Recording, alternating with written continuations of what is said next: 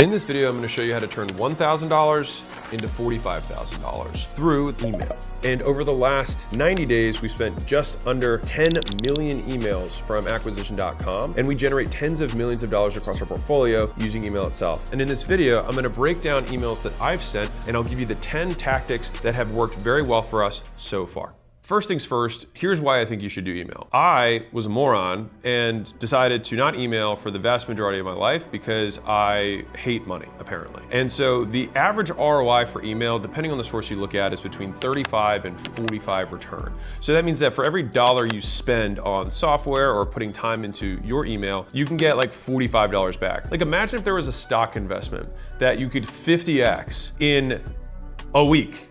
Well, that's kind of like what email is, and people still don't do it, myself included. And part of the reason that making money on email is more profitable is because you actually have already spent the time to acquire this contact. And so in a lot of ways, email is just follow-up. And so you spent the cost to acquire the lead, now you're just reminding them that you exist. And so basically the only real cost is just whatever software you use and whoever or whomever you may have to pay in order to write the emails. That's pretty much it. And so one email writer can send an email to 10 million people, and that is a tremendous amount of leverage that you get in your business that a lot of people ignore. On top of that, email is one of the most consumed media platforms, and it hasn't died down. So 61% of people check their email multiple times per day. 20% of people check it multiple times per hour. It has almost the same consumption rate as social media in terms of how engaged some of the users are of people reading their emails every single day. And what's cool about email is that it's actually uniform across age groups. And so you can see between 15 and 24, 25 and 44, 45 and 64, and 65 plus, pretty much everyone, 90% plus, or 84 at the very end bracket there, read email all the time. If you're gonna master something, it's one that transcends age groups. And I'll bet you, even though we don't have the metric, it transcends countries as well. I would bet you that UK people probably respond similar to US people, probably even respond similar to Chinese people in terms of their email consumption. And I know just because I've gone back and forth with Chinese providers and warehouses and things like that, they're pretty responsive on email too. And so a massive, very invisible platform. And so as I think about email, the objective of the email has one of two purposes. One is to increase the likelihood that this person purchases in the future or that they purchase. That's fundamentally it. And so it basically has the exact same objectives as content. And so it's just a different form of content consumption, except where you can guarantee that you get delivery. Whereas when you make a post, the algorithm decides who gets to see it. When you send an email, basically your past performance determines whether or not they get to see it. And there's a couple of little tricks to make sure you get in the right email inbox and not get in the promo tabs. We'll go over some of that stuff. But big picture, you actually have the list and you send it directly to them. And if you're embarrassed, by the way, that you haven't sent email, then worry not, because I am too. And I will show you the first email I sent to my list just not that many months ago. That's obviously within acquisition.com. The portfolio companies send emails all the time, but I hadn't sent anything to Mosey Nation. And so this was it. So I started with subject, is this on? And I just said that because I thought it was funny. I started with a quote that I like a lot, which is, it only takes 20 hours of focused effort to get proficient in any skill. The problem is most people waste years before they start the first hour. So I've been making content for 4 or 5 years now, and I had yet to send an email. And so that quote of mine felt rather appropriate for myself. The thing is that I think you can model something like this, like if it has been a minute for you, like you're like, I should have been emailing. It's okay, you can start whenever you want, and the day you start is the day you start getting 45 plus returns on the time and money you put into it. So I said, after 13 years of business, I'm finally going to write you. I know, wild. The fact that it's taking me this long is doubly stupid considering people think that I'm an author. And part of the reason that I actually didn't send emails before is that I'm so selective with your attention. I don't want to waste it ever. And so I would rather not send you something at all rather than send you something bad. That's number one. Number two is that I'm very picky with written word. And so if you ever see written word across any of my social channels, believe it or not, I wrote it. It either came out of my mouth or I physically typed it. It's directly from me, because for some reason I feel like written word carries more than anything else does. And it's probably why even in like legal discourse, if you have written proof and contracts are legally binding, it's because it's written. There's something powerful about words. I basically break this whole down and say, hey, I'm starting Mosey Money Minute, which is basically the name of my newsletter. So my whole goal was, how do I provide value in under 60 seconds so that someone can read it and immediately get something that they can use in their business. And so my goal is that I hope I pay for myself with every email that I send, and I also include one thought that's improved my life. And so for here, if I were to like apply this to this, it'd be like, okay, this is kind of the thought that improved my life. And this one, I don't have a tactic that improves their business, but maybe just reminding them to send emails would be the first thing. But everyone after that are officially Mostly Money Minutes do. So let's dive into those. Now let's talk about different tactics. So first things first, everybody wants to talk about how much you can make from email, but no one talks about unsubscribing, right? No one wants, it's like the dirty, oh yeah, people unsubscribe. Every time you send a communication out, there's gonna be people who unsubscribe. And I don't see unsubscribing nearly as negatively as other people do, and I'll explain why. When I look at our people who show up to workshops, a lot of times they are people who unsubscribed. So it's not an insult. It's like they know who I am and they're in. I don't see it as a negative per se. Also, every single day, thousands of people unsubscribe from my Instagram, thousands of people unsubscribe from YouTube, but I just have more people who subscribe. And so I just see the process of advertising is letting people know about your stuff. And so if someone unsubscribes, they absolutely know about you and your stuff. And it doesn't necessarily mean they don't want to buy. It just might not mean that that form of communication or that particular inbox they opted in with is the one that they want to use. Fine, no big deal. So instead of trying to hide it, it's like probably if I see a brand try and make unsubscribing hard, I hate them. And so I have always tried to do the opposite of that. I think number one is that you want to make unsubscribing easy. Don't keep people captive. And let me explain by that. I don't want to keep sending emails to an uninterested segment of my list because it'll actually make my domain deliverability go down long term. By sending it for vanity metrics of, look, I sent more emails, I actually decrease the likelihood that the people who do want to read my emails actually get them.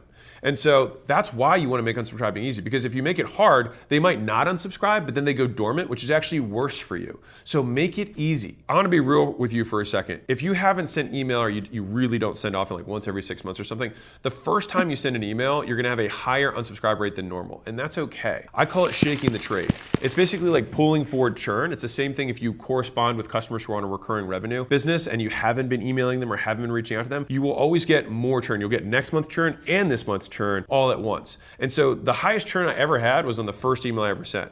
And so it was like just over 1%, which is crazy, right? But now it's like 0.42 unsubscribe rate per email, which is fine. As long as we grow higher than that between emails, that's a good ROI. And it's like, you have to take the logical extreme here. If you are unafraid to email because you don't want to get unsubscribes, why do you have emails to begin with?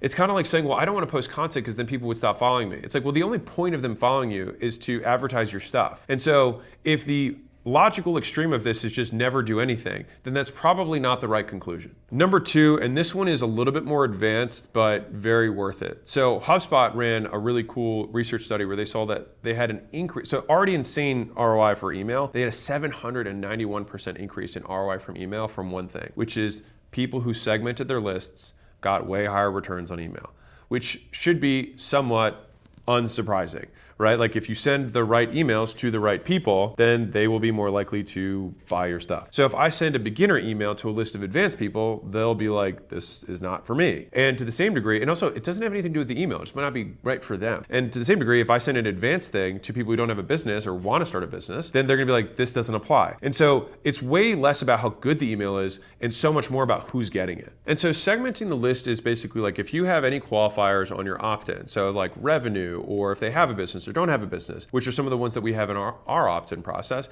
this allows us to send content that's more applicable to those people. And so when we have our list, we say, oh, let's just send this to the 500K plus. Let's just send this to the 5 million plus. Let's just send this to the 0 to 100K.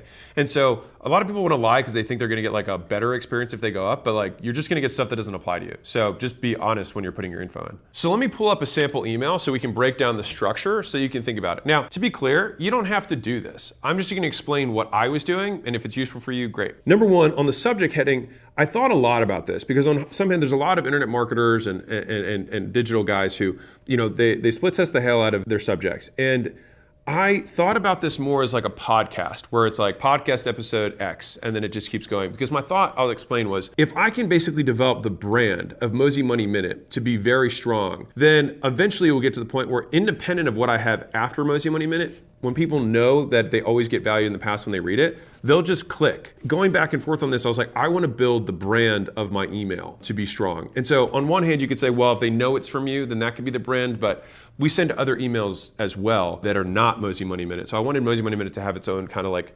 little space in someone's mind. That was a choice I made. You could obviously just have your subject be proof over promise. That's your call, but that's why I decided to stick with it, and that's what I've done. So right off the bat, I think about everything in terms of feedback cycles and reward. And so I want to reward every action that someone takes. And so if someone first reads the email, then if they've been rewarded in the past from Mozzie Money Minute, they'll click and they'll open it. Now I need to reward them for that. So a lot of people think about behavior as what happened before that triggered someone to do something. But that's actually not how behavior works, and that's been proven. The way behavior works is that you did that thing because you did it another time in the past and rewarded for it. So if you want to see why someone does something, look at what happens after they do it. Because when you do a behavior, you do it to get something to change or to improve your life in some way, right? Words I like, I start the email here because I want someone, even in less than the time it takes to read the email, to immediately be rewarded for clicking and opening. For me, a quote or tweet is something that's in one glance, they can be rewarded for taking the first action. That's the first thing I'm doing. Now, the next thing is that I have kind of the meat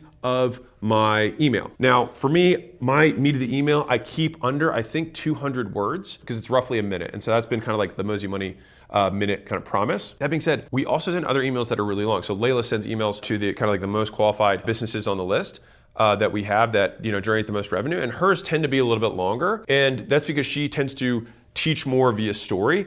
I have a little bit more like tactical style. Her emails do great too. So I want to make sure that this doesn't seem like rule of law. I want to explain why I wrote my emails this way. So we have our tactic, and I very clearly, there's a lot of times where I'm like, man, I could put this other thing in. One concept, just keep it on one thing. Because as soon as you start, you're not writing a book here. It's just what is one very clear thing, and I just keep cutting it down until it's like, this is what's happening. And so you want to basically introduce a problem or condition that makes the solution viable. So no matter how good your product is, a stranger won't believe you because you're biased. Okay, so that's a problem. If strangers don't believe you, okay, so the easiest way to overcome this is overwhelming social proof. Okay, there's a solution. But now, how do I do that? And so then I put a little extra line. And so few businesses do it, here's an easy tactic to display tons of proof you already have but aren't showing. This is one where they already have all this stuff. They're 6 inches away from gold, and we just need to cross the barrier. And so I just said, cool, if you're brick and mortar, print out every 5-star review, screenshot it across all review sites online, then frame it with $1 frames you can get from the dollar store, cover your lobby floor to ceiling with them, and see the PS statement for a real world example. So that also, and that's a little bit of foreshadowing, I'll show you, for something else that we do in the email. Now, if you're online, then you read the one for online. After that, it's like, cool, I delivered my 1 minute of value that any business owner can immediately use in their business, because almost every business has a few 5-star reviews on some platform that they can immediately repurpose to get strangers to believe them more, and then ultimately sell more stuff. I have my little sign off, and underneath I have a CTA. So if, hey, if you're scaling your business, go here. If you want to start a business, go here. So this goes to school. This goes to acquisition.com for workshops, because that's for businesses that we're not necessarily going to do a deal with, or maybe we'll do one in the future. It's just an easy way for us to meet them. So it's just like, cool, come fly out, we'd love to meet you. Okay, so PS, I always have a PS statement in every email because beyond the headline, it's the most read part of the email. So not having a PS statement is PS stupid. So have one. The thing is that I think about this as, again, what have they just done? So they have now read my email. So I want to reward them for reading my email, and I want to encourage people to click. Because one of the things that I think a lot of people try not to do is try to get people not to click or send too many links. So sending too many links is a bad thing, so that's true. In terms of getting someone to click, you want to regularly get people to click because you want your audience to be rewarded for clicking in general. And so if you have a blog that you send out, don't put the blog in the email. Put a really interesting nugget from the blog in the email and then click there so that they can read it. And so you're training the audience and rewarding them. Ideally, if the blog is good, they will do it again. Just like Mozzie Money Minute, if your blog is good, it'll increase the likelihood they do it again. If your blog is bad or emails are bad, that'll decrease it. And so this is why I see this very much as content, because it has to be good. And think about the alternative scenario. If you have 4 good emails and then 1 terrible one, it can just like that one was just so useless that they're like, I'm not going to do this again. I would rather just extend a period of time where I haven't talked to somebody and just make sure that what I send them is good. And long term, if people don't open your emails, then you'll eventually end up in the promo tab, which is kind of like email death. Like no one ever really checks that, even if you have good stuff. And so you want to obviously get people to read your emails quickly.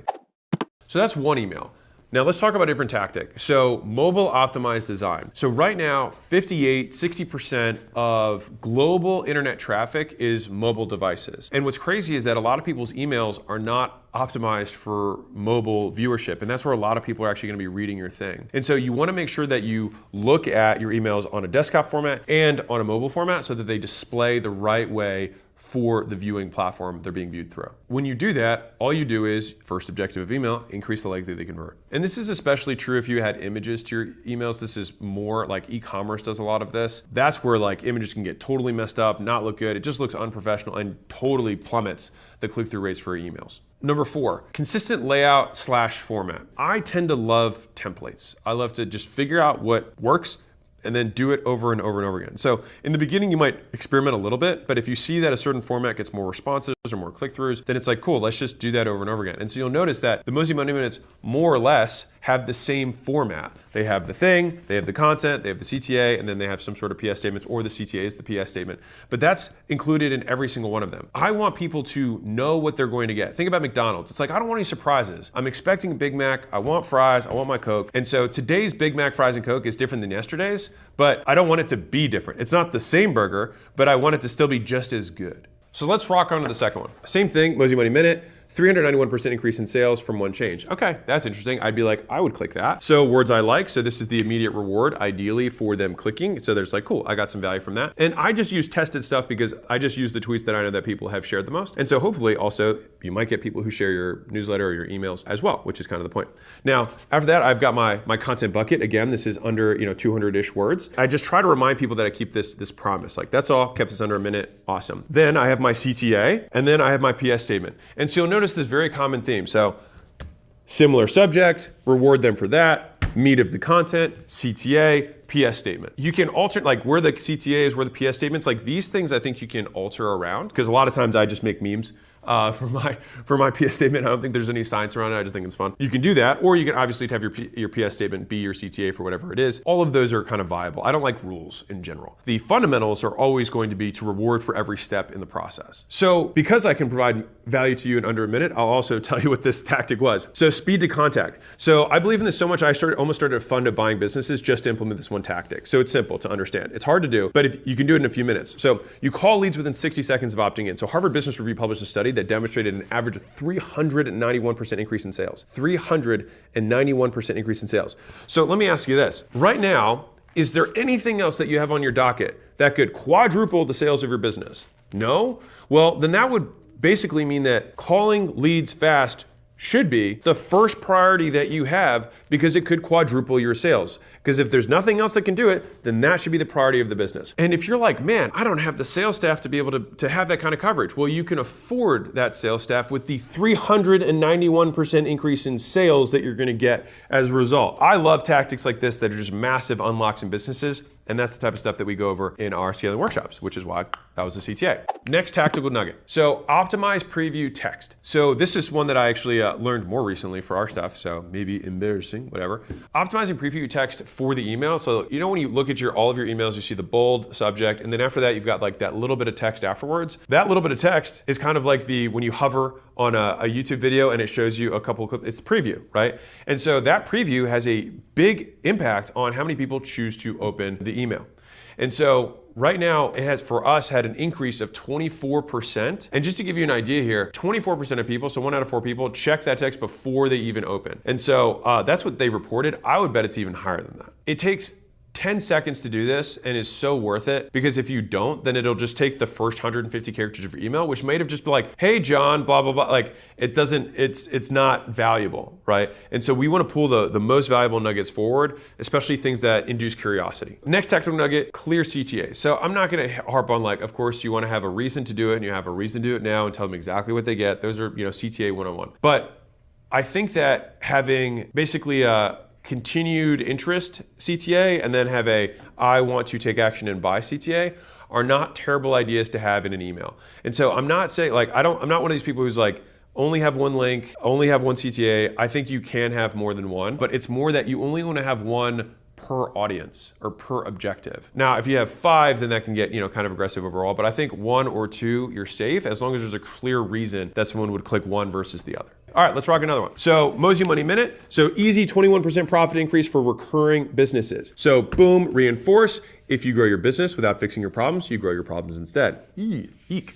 All right, so annual renewal fees. So this works for any business, recurring or reoccurring, but especially recurring, obviously. So if you have a membership or recurring revenue model and keep people over a year, this is a great profit tactic that adds a ton of revenue. So it's a one-time annual fee on top of your monthly. So it doesn't interfere with front-end sales because it happens a year later. So it's not immediate. So people don't not sign up because of this fee. And if someone stays a year, they're also very unlikely to leave. And so the fee is usually the price of about 1 to 3 months. And by adding it in, you add 8 to 24% to your revenue without incurring any cost. So if you have call it a 20% margin business and you add another 20% to revenue with no added cost, you double the profit of the business from one thing, which is by adding an annual renewal fee in. And so this allows you to keep your advertised pricing, because that's what influences your conversions, whatever your monthly price is, but then also get the benefit of having the profit of basically a price that's about 8-ish to 25% more than your current in terms of annualized. And so for example, if I charge $39 a month, I might make my annual renewal $99, so that's 2 months.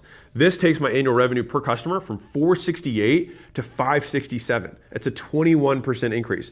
And so it makes my effective monthly rate $47 per month. So look at the difference here. But if I had it at $47, I might convert significantly fewer customers. And so this kind of blends the benefits of a lower cost up front, but gets the benefits of the higher price. And that's why it's such a cool tactic. Very effective if you use it well. So again, CTA, and then this one was a funny one, where the other ones were more tactical. This one is like, hey, here's how it's just a funny meme. So in the spirit of PS statements, if you like these types of tactics and want 60-second things that you can immediately use to make more money in your business, you can just go to acquisition.com/newsletter and you can opt in there, and I'll just keep sending you this stuff twice a week, which actually brings me up to the next point before I get to the next email, which is how often should you send email and to whom should you send it? Big picture, after talking to the best email marketers I knew before deciding to start my newsletter, number one is the perfect cadence seems to be around 3 times a week. All right, now again, I don't like rules, and if you hate rules as much as I do, then nothing is a rule. All right, you could send 2, you could send 1, whatever. But most people found that basically the more often you email, the more you will convert. It's kind of like more content, but there is a spot where people are like, I'm getting bothered. But the thing is that's where I feel like putting more effort into making the emails high quality pays dividends. Because think about it like this. If you send someone stuff that always makes them money, then how much would they like you to send them? Tons.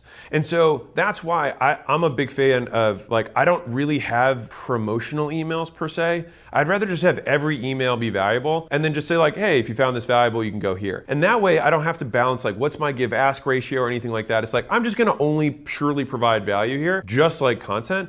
And if you want to take next steps towards doing or working with us or something like that, then you click the link that's made easily and available to you. So to me, I see like just having your link or like what you do or whatever your lead magnet is in there is kind of like having your link in bio. So like if they want to find out more, you just make it easy for them. So cadence-wise, if you haven't started yet, start with once a month and then you can move on. But I will say this, and this is the thing that broke the barrier for me, is that I actually was like, okay, how many emails do I want to send? And so I said, okay, I will commit to twice a month. And so I actually sat down and wrote 24 emails, and it took me like half a day. And then I thought, well, shoot, I could have been doing this off a half day's work. I could have been emailing my whole list for a year.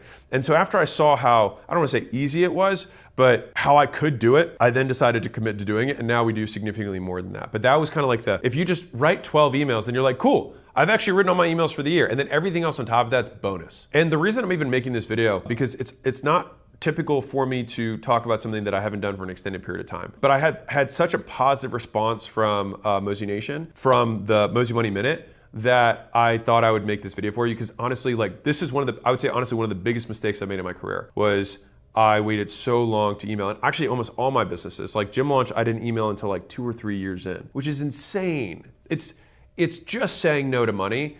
And I should have just done it. It was just the amount of effort that it took. I didn't want to add something else to my plate because I was always so spread thin. But now that I understand how much the return for email per unit of effort, it's totally worth it. And I'll give you a side note, like we didn't do any email follow-up on school for a different reason. We had some technical stuff because we wanted to do it through the platform. And then as soon as we started doing email follow-up, we got a 40% lift in conversion. So it's like, dear God. Like, what else is gonna get you that kind of lift? And again, it's free. Strongly recommend doing it. Start with once a month. Get them all, just block them all out and be like, okay, I've got that done. And then every time you feel like motivated to do one, you can just add on top and it's just gravy, it's bonus. I personally also don't like committing to a cadence. I don't really commit anywhere to a cadence. I never want to feel like I have to make something because then whenever I have to make it, it's not as good as I want it to be.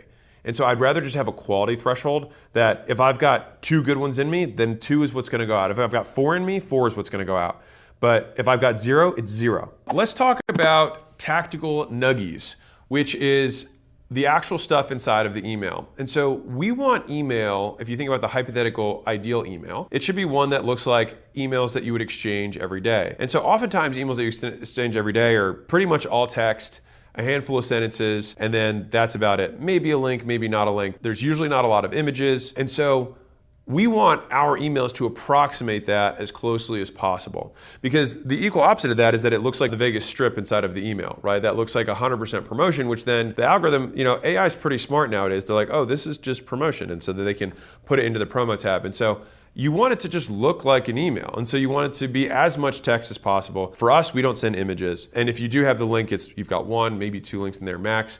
And we've also noticed that if we put more money stuff in an email, it tends to get a higher percentage in the promo tab. And so I try to remove money language from the text itself to increase the likelihood it gets in the right place. If you're like, why do I even bother making it only plain text? Why do I even bother only limiting the number of links? Why do I bother having less money in the title? Why do I even bother asking them to reply? Why don't I just send it to them automatically for whatever the lead magnet is? Well, I'll tell you why.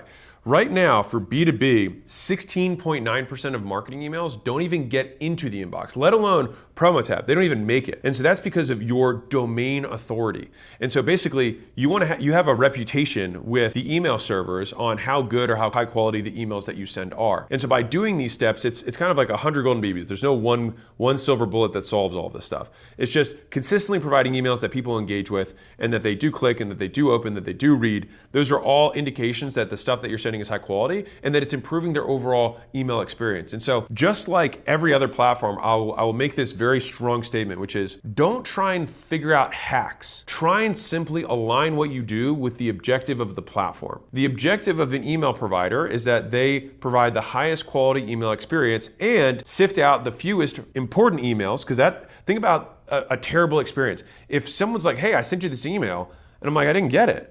And they're like, yeah, I sent it. And then I look and I'm like, Google is taking all these important emails. I might consider switching servers. I would say that's the worst thing that can happen. So that's why they will let emails through. The equal opposite of that, the false negatives, is when I'm like, man, the filter on this spam is so weak. I'm just getting all these spam emails constantly. Now, that'd be less likely than the first scenario, but still an increase in likelihood that I might consider switching email providers. And let me give you a 201 advanced tactic. If you want an even higher click-through rate and deliverability rate, make the link something that's Google native. And so if I want to send a YouTube link, then that'll probably have a higher deliverability. If I want to send a sales letter, I can have it be accessed in Google Drive because they understand what the file is.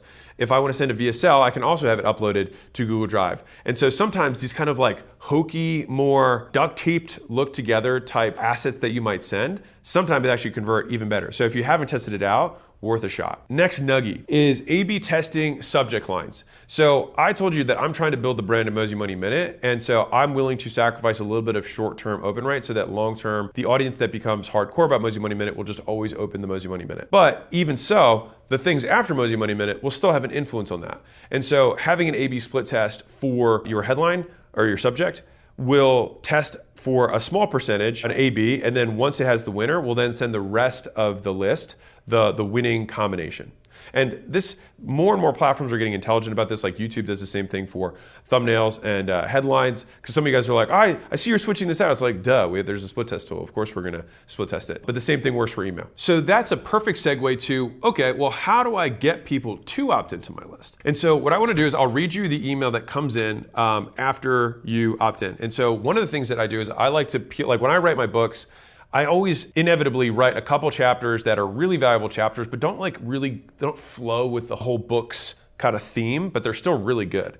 And so rather than just like toss them or use them as like a YouTube script, I still finish them and make them book quality, but I just peel them out and say, hey, I'll just give this to you when you opt into my list. And I have other chapters that I've written that like when we do our next launch, I'll have those as bonuses for doing it. And so the only people that get them though, is the people who are on the list. And so I like to have little bonuses that are platform specific that give people reasons to also be subscribed there.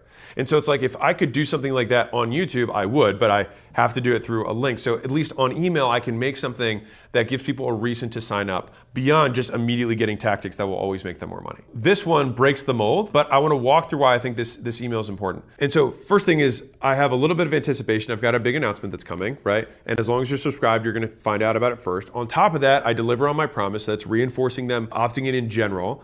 And then on top of that, you want them to engage with the email. So there's a couple things here. So when you reply to an email, then remember I said earlier about the promo tab? Well, when someone replies to an email, then you kind of like get reinforced in terms of the algorithm of the server, like, oh, this is something that they're engaged with. And so you want people to engage. And so for us, once you reply yes, then we send you the chapter. So that gives them a reason to do it. And so you can have your opt-in have a widget. When they opt in, explain the value of why they should stay on, not just get the widget, because I think that's just as or more important. If someone opts into your list just to get the lead magnet, then they just want the lead magnet. They don't want regular communication from you. So I want to sell them on regular communication from me. Plus, by the way, here's that thing. And I put that near the end because it's like you have their attention until you give them the immediate reward that was promised, which you obviously have to do. But I would rather say, hey, by the way, here's the other things that you're going to get that I didn't tell you about. So it's like I want to surprise and delight with the stuff that I'm providing them before I give them the other thing that of course I'm going to provide. It's like you have this tiny moment where they have huge motivation. And so it's like you just want to capitalize on it. And think about everything as reinforcement loops.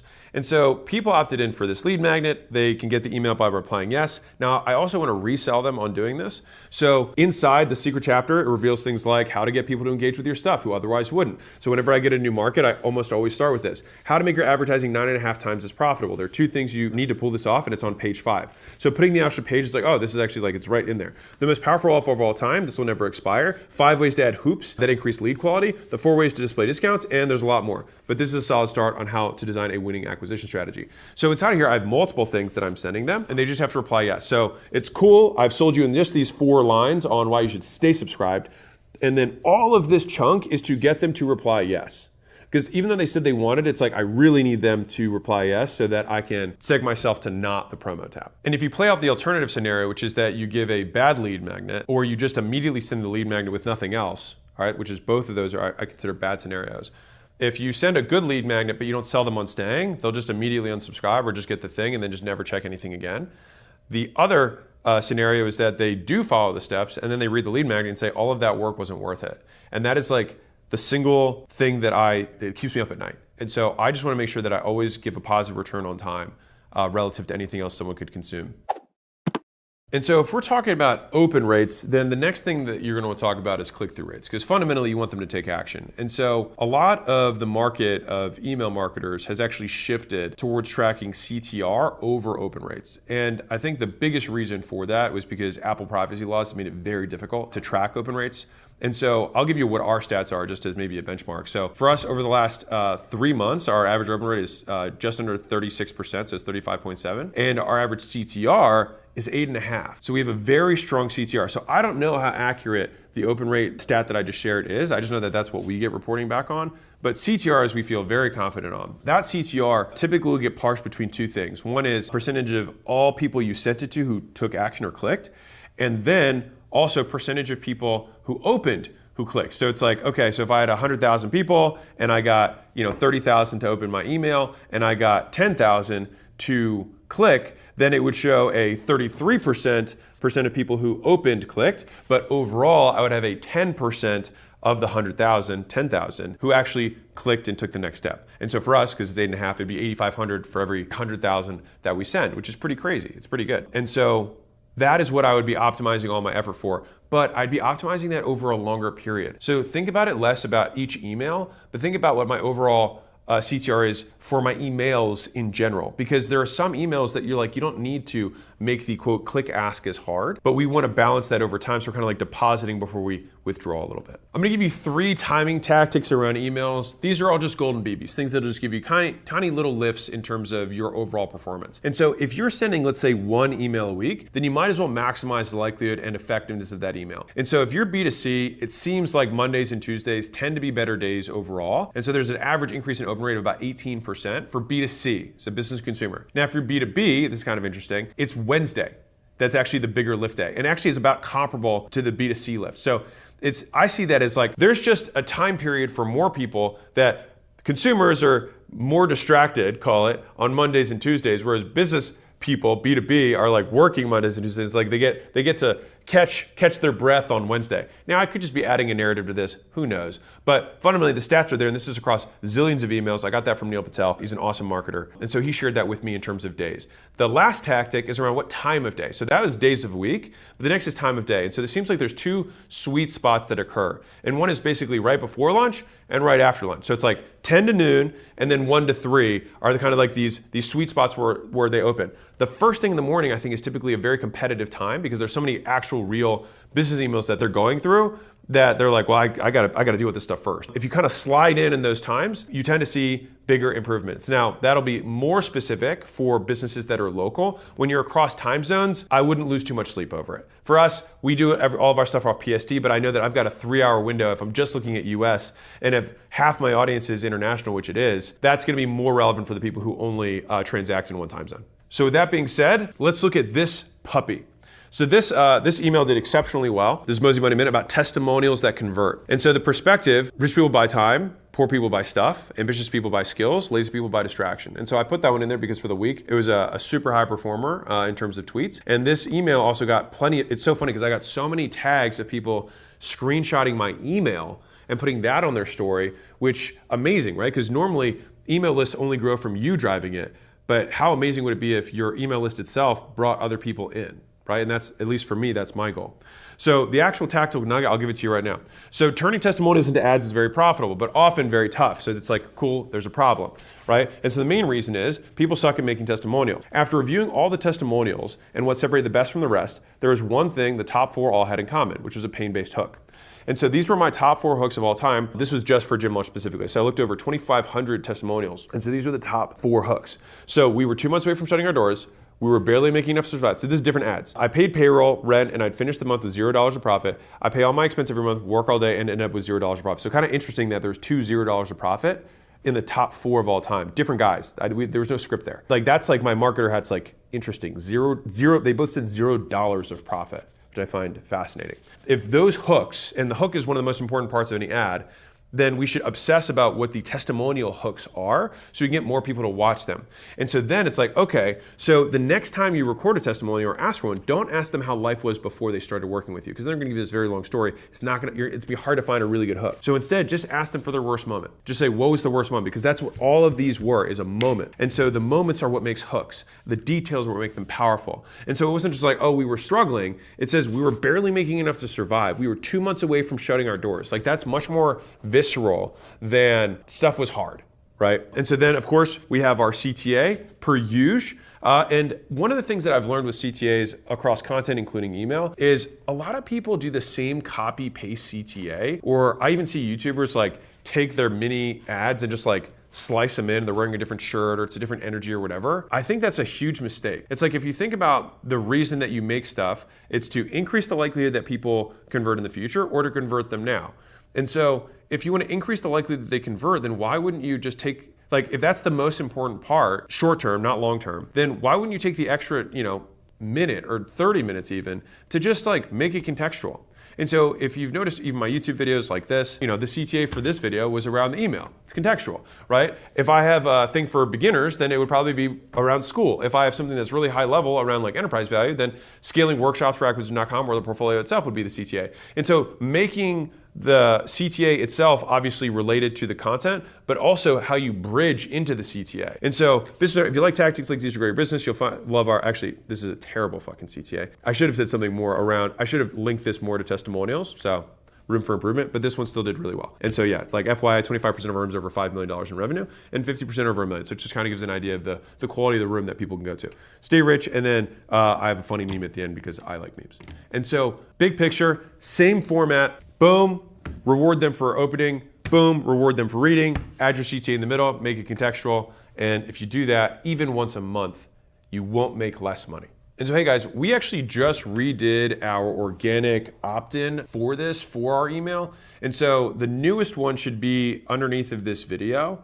And it's actually because I have something very, very juicy that's coming out in the next 30 days. It's not what you think, but it's really fucking good. I've spent a tremendous amount of time on it, and I will predict that a lot of people it'll be a canon thing within, the the Mosey Nation world. I'll just leave it at that. And so you won't want to miss it. If you want that and to opt into these lovely, very tactical email value bombs that are consistently coming in on a regular basis that take less than 60 seconds to read, you can go by clicking the link or go to acquisition.com/newsletter.